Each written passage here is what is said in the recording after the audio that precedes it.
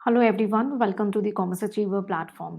आज के इस सेशन में हम डिस्कस करेंगे कि अगर आप प्रिवेंटिव हेल्थ चेकअप करवा रहे हैं या मेडिकल इंश्योरेंस की कोई प्रीमियम पे कर रहे हैं अपने या अपने डिपेंडेंट पेरेंट्स या चिल्ड्रन के ऊपर, तो उससे आप अपनी टैक्स सेविंग कैसे कर सकते हैं। सो इनकम टैक्स के जो डिडक्शन है, डिडक्शन अंडर सेक्शन 80D, उसका बेनिफिट कैसे ले सकते हैं, कौन कौन एलिजिबल है, कौन सी पेमेंट अलाउड है, आज कंप्लीट डिस्कशन करेंगे इस सेशन में। कंटेंट आपको हिंदी और इंग्लिश दोनों ही मीडियम में अवेलेबल होगा। कंप्लीट सीरीज चल रही है हमारे इनकम टैक्स एक्ट की, तो इन सेशन का मैक्सिमम बेनिफिट लें। तो चलिए स्टार्ट करते हैं हमारा आज का डिस्कशन कि हम जो कवर अप करने वाले हैं deduction in respect of medical insurance premium under section 80D of the income tax act. किसको मिलने वाला है ये बेनिफिट? इंडिविजुअल, चाहे वो रेसिडेंट हैं या नॉन रेसिडेंट हैं, और एचयूएफ, इन दोनों को ही इस डिडक्शन का बेनिफिट मिलेगा। 80D आपको उन केसेस में डिडक्शन प्रोवाइड करता है जब आप मनी अपनी स्पेंड करते हैं या इन्वेस्ट करते हैं, कोई इंश्योरेंस प्रीमियम ले रहे हैं, हेल्थ इंश्योरेंस प्रीमियम लेते हैं, या हेल्थ से रिलेटेड जो है पेरेंट्स, डिपेंडेंट पेरेंट्स के ऊपर एक्सपेंडिचर कर रहे हैं, या आप कोई प्रिवेंटिव हेल्थ चेकअप्स करवा रहे हैं, उस पे अगर आपने कोई खर्चा किया है तो उसका आप इनकम टैक्स में डिडक्शन क्लेम कर सकते हैं। ठीक है, सो एक बार क्विकली इसे रीड करते हैं वर्डिक्ट्स को, फिर फर्दर बढ़ेंगे हमारे आज के डिस्कशन में। सो 80D allows for the deduction for money spent on maintaining your health and health insurance. It is eligible for the SSEs are the individual including the non-resident and the HUF। ठीक है, so deduction क्या allowed होता है आपका, जो भी आपने premium पे की आपकी हेल्थ इंश्योरेंस की। ठीक है, आजकल तो SIP भी आने लगी है, तो अगर आपने एनुअल इनकम या वो तो उस हिसाब से प्रोपोर्शनेट आपको डिडक्शन मिलता है। तो अगर आपने हेल्थ इंश्योरेंस कोई करवाया है और उसमें आप कोई प्रीमियम पे कर रहे हैं, या आप किसी तरीके का एक्सपेंस इनकर कर रहे हैं as a preventive health checkup, तो ये दोनों अमाउंट जो आपने पे की है, इसका आप डिडक्शन क्लेम कर सकते हैं और अपनी जो टैक्सेबल इनकम है उसे पे करके आप अपनी टैक्स लायबिलिटी को कम कर सकते हैं। So deductions are allowed under Section 80D are the premium paid on the health insurance and expenses incurred towards the preventive health checkup can be claimed as deduction under 80D। ठीक है, सो कौन से ऐसे premium जो payment है, आपने कहा कि भाई चलो हेल्थ इंश्योरेंस के हमने प्रीमियम पे कर दी तो हमें डिडक्शन मिल जाएगा, या प्रिवेंटिव हेल्थ चेकअप पे हमने कुछ पेमेंट करी तो डिडक्शन मिल जाएगा। लेकिन ये चीज़ आपको ध्यान रखनी है कि आपने ये 3 पेमेंटें नहीं करनी है। इन तीनों सिनेरियो में आपको डिडक्शन यानी नहीं मिलेगा। ठीक है, पेमेंट तो ऑब्वियसली आप कर सकते हैं, लेकिन इन 3 पॉइंट को आपको ध्यान में रखना है ताकि आप डिडक्शन का बेनिफिट उठा सकें। पहला है कि अगर आपने हेल्थ इंश्योरेंस प्रीमियम की पेमेंट अगर कैश में की है, ध्यान करिए मैं ये बोल रही हूँ, प्रीमियम की पेमेंट अगर आपने कैश की है तो आपको डिडक्शन नहीं मिलेगा। यानी प्रीमियम को आप किसी भी मोड में पेमेंट कर सकते हैं अदर देन कैश। ठीक है, आप मेडिकल एक्सपेंस का पेमेंट कैश में कर सकते हैं, बट प्रीमियम का पेमेंट आपको अदर देन कैश में ही करना होगा अगर आपको डिडक्शन लेना है तो यहाँ पे प्रीमियम की बात हो रही है। नेक्स्ट, अगर कोई वर्किंग चिल्ड्रन है, सिबलिंग्स हैं, ब्रदर है या सिस्टर हैं, ग्रैंड पेरेंट्स है, या कोई भी अंकल आंट है, ये वर्किंग हैं और आपने इनके नाम पे जो ले लिया, या किसी सिबलिंग पे ले लिया, ग्रैंड पेरेंट्स पे ले लिया, या अदर रिलेटिव पे ले लिया, तो भी आपको डिडक्शन अलाउड नहीं होगा। डिडक्शन केवल और केवल अलाउड है अपने सेल्फ पे, आपके स्पाउस पे, डिपेंडेंट चिल्ड्रन एंड पेरेंट्स के ऊपर, दैट्स इट। ठीक है, अगर किसी भी प्रकार का ग्रुप हेल्थ इंश्योरेंस प्रीमियम आपकी कंपनी ने करवाया है, तो आप उस कंपनी के एम्प्लॉय हैं, तो भी आपको उसका डिडक्शन 80D में नहीं मिलेगा। सो आई बिलीव यहाँ तक आपको क्लियर हो चुका है। अभी फर्दर और डिस्कशन में चलेंगे आगे, और अगर कोई क्वेरी होगी तो उसे अपने साथ लेके नहीं जाएंगे, उसे पूछ के क्लियर करेंगे।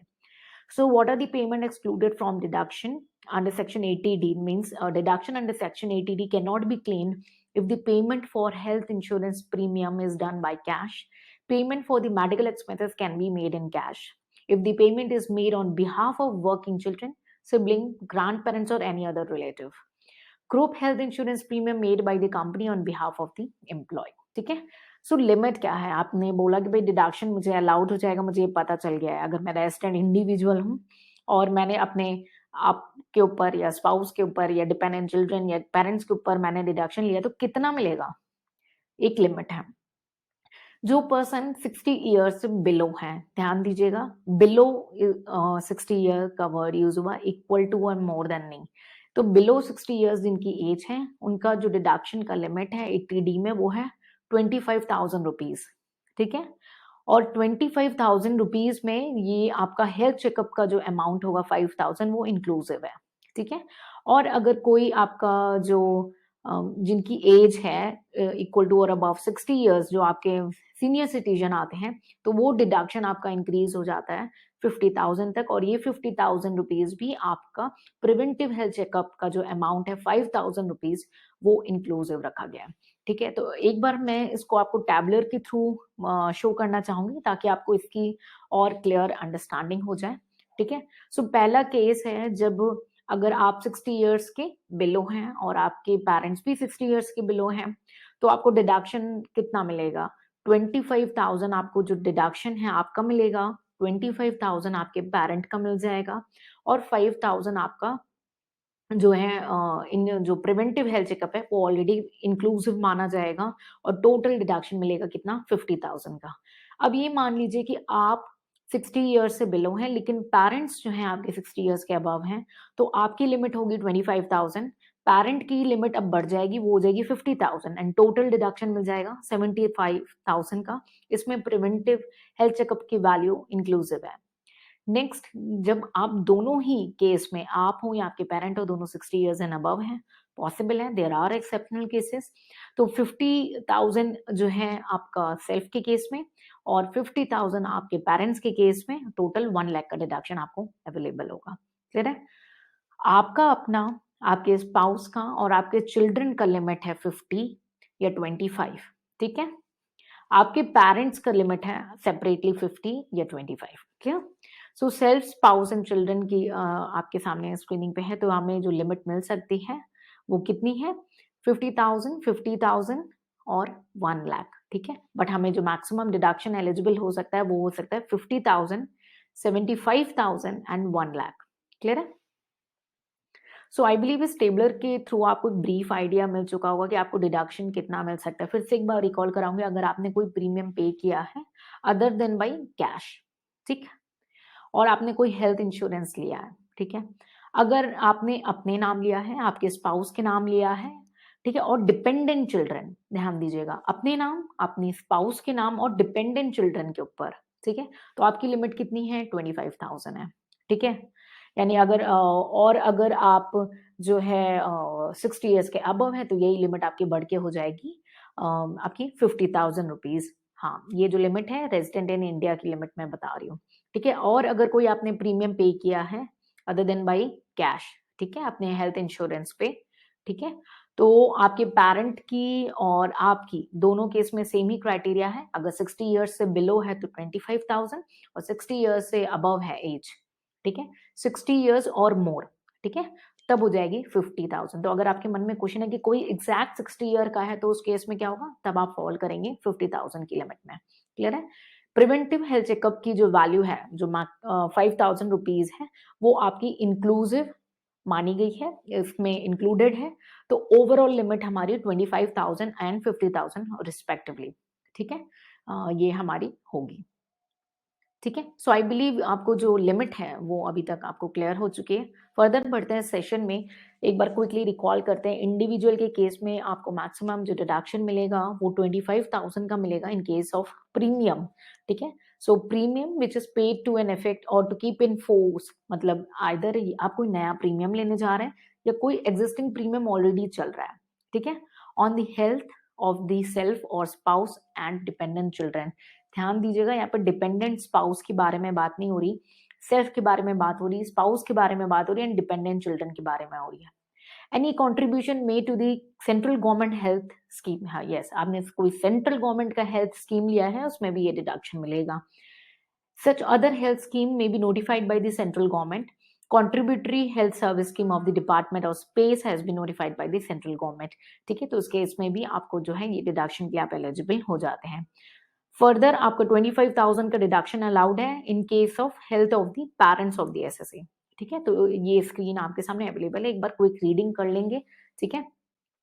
फर्दर बढ़ते हैं, अगर डिडक्शन है जो आपका प्रिवेंटिव हेल्थ चेकअप्स रिलेटेड है 5000 रुपीज, ये इंक्लूसिव है। So eighty D provide the deduction to the extent of 5000 which is allowed in respect of payment made on account of preventive health checkup of self, spouse and dependent children or parents during the previous year. ठीक है, so the said deduction of 5000 is within the overall limit of 25000 और 50000. ठीक, अब हमने पहले बात करी हमारे इंश्योरेंस प्रीमियम की, फिर हमने बात करी प्रिवेंटिव हेल्थ चेकअप की, अब हम बात कर रहे हैं खर्चे की, एक्सपेंडिचर के, वो भी सिर्फ सीनियर सिटीजन के केस में। और कौन से सीनियर सिटीजन के केस में, क्विकली रेफर करते हैं। अगर कोई आपने जो है सीनियर सिटीजन के केस में लिया, यानी 60 इयर्स एंड अबव, ठीक, वो सीनियर सिटीजन आपके रेसिडेंट इन इंडिया होने चाहिए और आप उनका हेल्थ इंश्योरेंस नहीं ले पाए। कई बार ऐसे होते हैं कि कोई डिजीज डायग्नोस हो जाती है या कुछ सिचुएशन आ जाती है कि आप हेल्थ इंश्योरेंस टाइम पे नहीं बाय कर पाते हैं और उनकी एज इक्वल टू या मोर देन 60 इयर्स है, तब उस केस में क्या होगा, तो मेडिकल का जो एक्सपेंडिचर है, जो खर्चा है, उसका डिडक्शन आप ले सकते हैं 50,000 रुपीज तक का, नो मैटर आपने इंश्योरेंस नहीं लिया है। ठीक है, so deduction for the medical expenditure incurred on the senior citizen as a welfare measure towards the senior citizen, that is a person with the age of 60 years or more and resident in India who are unable to get the health insurance coverage. Deduction of up to rupees 50,000 would be allowed in respect of any payment made on account of medical expenditure in respect of such person. If no payment has been made to keep enforce the insurance on the health of जो है of such person, यानी insurance नहीं लिया और आपने medical expenditure करना पड़ा, तो आपको डिडक्शन मिलेगी। एचयूएफ के बारे में अगर हम बात करें तो 80D एचयूएफ को भी अलाउड होता है, यानी हिंदू अनडिवाइडेड फैमिली के केस में लिमिट सेम रहेगी 25,000 एंड 50,000। तो एक बार क्विक रीड करते हैं एचयूएफ के डिटेल को। Deduction under section 80D is allowable in respect of premium paid to insure the health of any member of the family. The maximum deduction available to HUF would be 25,000, and in case of any member is a senior citizen, it will be 50,000. Further, the amount paid on account of medical expenditure. Further, we already discussed about the premium. अभी हमने premium के बारे में बात करी है। कोई भी मेंबर, एक भी मेंबर अगर जो है सीनियर सिटीजन आता है तो 50,000 होगा। अब हम बात करें मेडिकल एक्सपेंडिचर की, तो amount paid on account of medical expenditure incurred on the health of any member of the family who is resident senior citizen would qualify for the deduction subject to the maximum of rupees 50,000 provided no amount has been paid to affect or keep in force any insurance on the health of such person. यानी आपने health insurance नहीं लिया है या उसे कोई health insurance की payment नहीं हो रही, तब उस केस में कोई खर्चा हो रहा है, कोई एक्सपेंडिचर हो रहा है मेडिकल का, तो भी लिमिट आपको 50,000 तक डिडक्शन अलाउड है, प्रोवाइडेड वो senior citizen resident in India होने चाहिए। ठीक है, सो हमें मेडिकल इंश्योरेंस जो है, जो स्कीम है bye general insurance corporation of India की होनी चाहिए और वो अप्रूव्ड होनी चाहिए बाय सेंट्रल गवर्नमेंट, और कोई other insurance and approved by the IRDA। यानी आप प्राइवेट जो आपकी इंश्योरेंस कंपनीज हैं वो आपको अगर इंश्योरेंस दे रही हैं तो आपको ये देखना है कि बस वो IRDA यानी इंश्योरेंस रेगुलेटरी डेवलपमेंट अथॉरिटी के द्वारा अप्रूव्ड होनी चाहिए, तभी आपको इस डिडक्शन का बेनिफिट मिल पाएगा। ठीक है, अब आपने अगर लमसम में पेमेंट कर रहे हैं तो क्या होगा, लमसम के पेमेंट के टाइम में आपको फ्रैक्शन जो है प्रोपोर्शनेट मिलेगा, लेकिन मैक्सिमम लिमिट आपकी 25,000 एंड 50,000 रिस्पेक्टिवली होगी। ठीक है, so the deduction allowable under section 80D as per 4A subpart for each of the relevant previous year you would be get equal to the appropriate fraction of such lump sum payment. Clear है? सो I believe आपको जो है conceptual understanding clear हो चुकी हो हमारे 80D section के बारे में। यानी अगर आपने कोई प्रिवेंटिव हेल्थ चेकअप करा रहे हैं या आप हेल्थ इंश्योरेंस ले रहे हैं, उसके प्रीमियम को पे कर रहे हैं, या कोई नया हेल्थ इंश्योरेंस लेंगे और उसके प्रीमियम को पे करेंगे, आपको ध्यान रखना है कि ये क्राइटेरिया मीट करने के बाद ही आप 80D डिडक्शन का बेनिफिट ले सकते हैं। प्रिवेंटिव हेल्थ चेकअप पे भी आप अपनी टैक्स लायबिलिटी को रिड्यूस कर सकते हैं 80D का बेनिफिट लेकर के। तो अगर आज इस सेशन के थ्रू आपकी कोई क्वेरी एग्जिस्ट रह जाती है तो आप उसे कमेंट सेक्शन में पूछ करके क्लियर कर सकते हैं। इन सेशन का मैक्सिमम बेनिफिट ले, टाइम टू टाइम हम कंप्लीट कवर करेंगे हमारे इनकम टैक्स एक्ट को रिवाइज्ड एंड अपडेटेड फॉर्म में। बजट में कोई चेंजेस आता है अगर, तो उसे सेपरेटली अनाउंस कर दिया जाएगा जो बजट में आपके चेंजेस हैं, ताकि आप कंटेंट से भी अपडेटेड रहें और इन सेशन का मैक्सिमम बेनिफिट ले सकें। सो आई बिलीव आज के सेशन से मैंने आपको 0.1% वैल्यू एडिशन दिया, तो इन सेशन के बारे में आपको क्या ओपिनियन है, अपने व्यूज़ एंड आइडियाज़ को शेयर करें। मिलेंगे नेक्स्ट सेशन में, कुछ नया सीखेंगे। Till then take care, bye bye, enjoy Hind.